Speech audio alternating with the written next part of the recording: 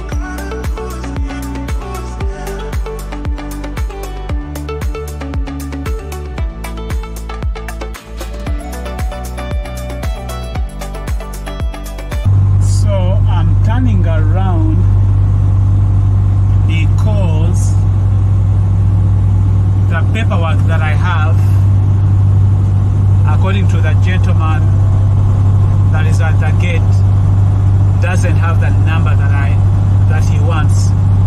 I told him I could get him the number, and he said no, he wants that number to be on the paperwork.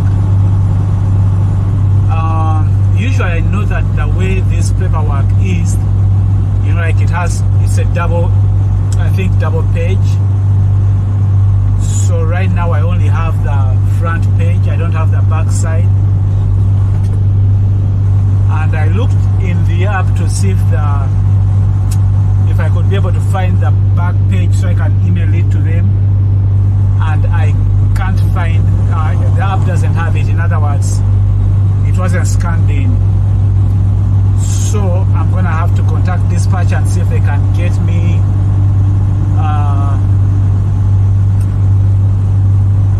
that paperwork.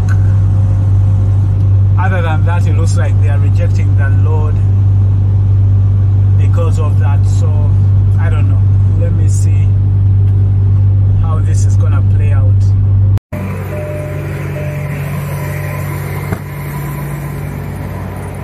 Alright, so I've been waiting for about almost an hour and dispatch hasn't yet got back to me. So the kind of luck that I'm using is I'm trying to use a dummy bill to see if I can get in here. So I use the app to email them a dummy bill, right?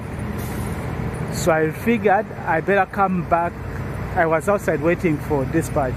I figured I should come back before an hour elapse from the time I was supposed to deliver. So I'm gonna see if things will work out. They didn't promise me anything. Thanks be to God, I have some good news to report. They had to go through ups and downs for me to figure out what I have. And so right now I'm just gonna wait for a door and they will take me. I'm excited because I didn't want to just come here and then drive back without delivering this load. That is the product they had to figure out. They had to figure out what that is. Pizza.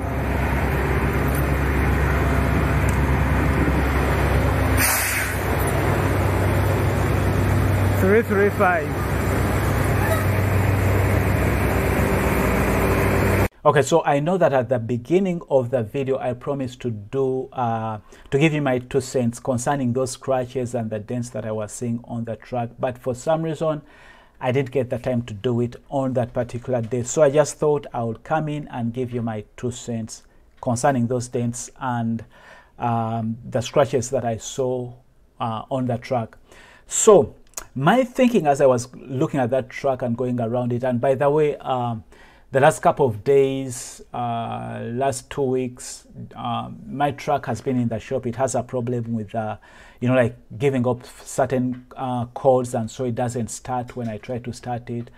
And so it has been in the shop, and so I've had an opportunity to use different trucks, right? And most of the things that I'm seeing are almost the same things, you know, like where the dents are, where the scratches are. But this particular truck that I started out with, you know, like walking around it and looking at the dents and the scratches that were on it, got me thinking, and I was thinking about how comes it has dents and scratches almost everywhere around the truck. And I know, of course, this probably is not one driver doing this, because we don't have one truck assigned to us, as in like we share trucks. So it's possible that different drivers cause different damages on the truck. But one of the things on looking at the truck, I realized that these were scratches and small dents. They were not really major, you know, like things. They were just kind of, I don't know if I should call them cosmetic things, like scratches and dents and, you know, like the mirror being clipped. Small things, but they are still incidents, right?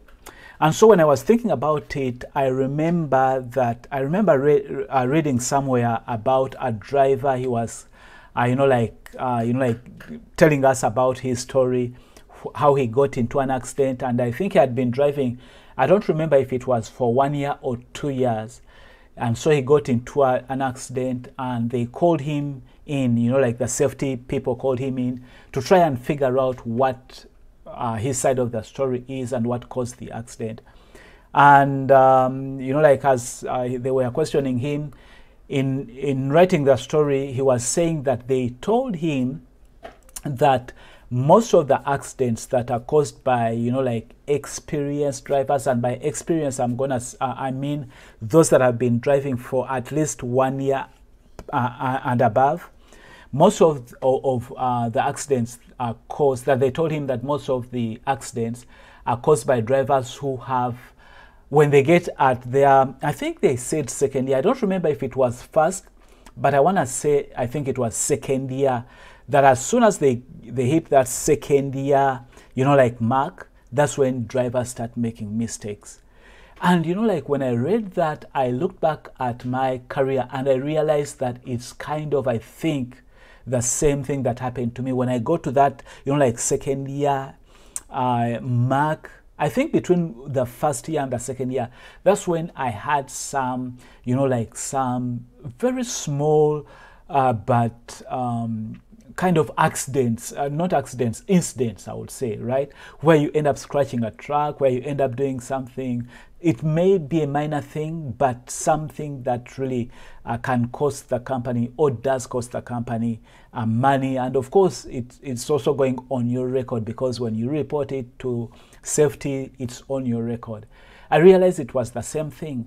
And so they were saying that the reason why is because when we hit that between 1 and 2 years, we start to feel this kind of confidence that we now know it, that now we are experienced. Before you hit that 1 year, you still have this fear of the truck, excuse me, where you feel like, I'm still afraid of the truck, I'm still learning. But when you hit that 1 year, between 1 and 2 years, you start to feel like you know it, and so you put your guards down.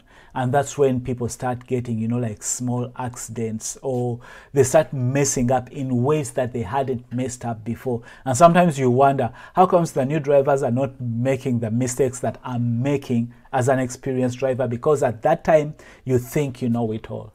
And so my encouragement, or my 2 cents, when I was looking at this truck, or the trucks that I've been using, I realized that most of the damages are on places where, you know, like there are scratches, mirror clips.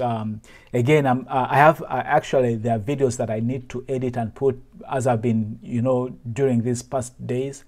And I've, again, I realize it's the same thing, right? So my encouragement to you as drivers that are coming into the industry, because I know for the experienced drivers, they probably know already these things. But for you that are coming into the industry, my encouragement to you is that you don't lose that fear or the respect of that truck. If you want to avoid such small incidents, because I'm telling you, when you get it, it really messes you up, because you're like, how did this happen? So if you want to lose, if you want to avoid that, don't lose the fear of that truck. Don't let that good fear get out of you. Always have that fear, knowing that anything could happen, because these are big trucks. So always have the confidence, but have that respect when you are in tight places, because what causes those scratches and those dents is because when we are confident, we feel like we know it, we start to speed up in places we shouldn't be speeding up. You start, you know, like you look at a tight space and you just feel like I can make it, because you feel you know it, you know what you're doing.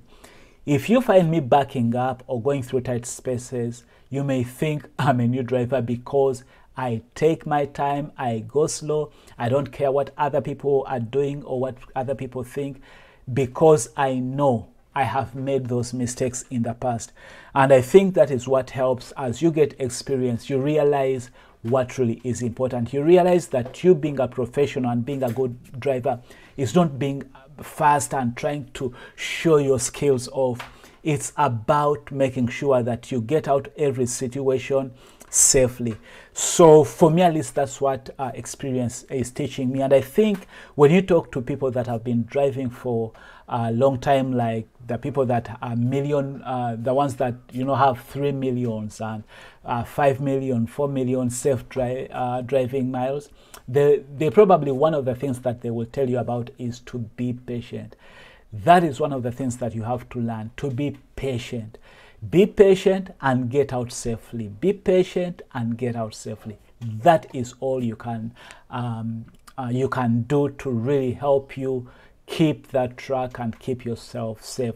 So when I saw those scratches, I'm just like, I bet the people that are causing this, the person causing this, these scratches and dents, or the people that are causing this are not new drivers. Chances are they are experienced drivers, but it's because they are now becoming overconfident. Those are the 2 cents that I wanted to give you. For those of you that want to be part of the JB Hunt team, you can text me 877-667-3750. A good way to remember that is 877-MOSES50. Or you can email me, moses@driversuccess.com. You can go to the website, driversuccess.com.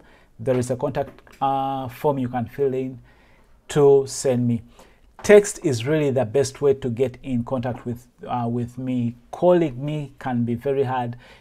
Sometimes I'm so busy to pick up, but I will do my best to get back to you if I have to. But the best thing to do is text, because I tend to get to text messages and emails faster than replying to voicemails. All right, friends, until next time, stay blessed and stay safe. Bye-bye.